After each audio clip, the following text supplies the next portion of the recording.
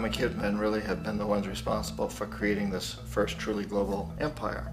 And we work many different ways.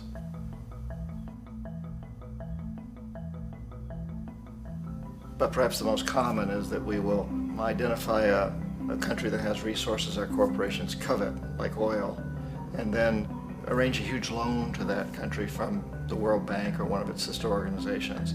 But the money never actually goes to the country. Instead, it goes to our big corporations to build infrastructure projects in that country, power plants, industrial parks, ports, things that benefit a few rich people in that country, in addition to our corporations, but really don't help the majority of the people at all. However, those people, the whole country is left holding a huge debt.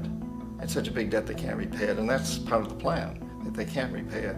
And so at some point, we economic hitmen go back to them and say, listen, you owe us a lot of money, can't pay your debt, so sell your oil real cheap to our oil companies.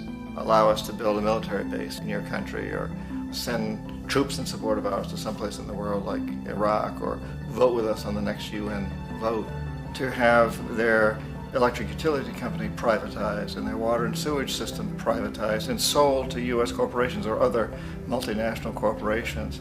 So there was that whole mushrooming thing, and it's so typical of the way the IMF and the World Bank work, that you put a country in debt, it's such a big debt it can't pay it, and then you offer to refinance that debt and pay even more interest.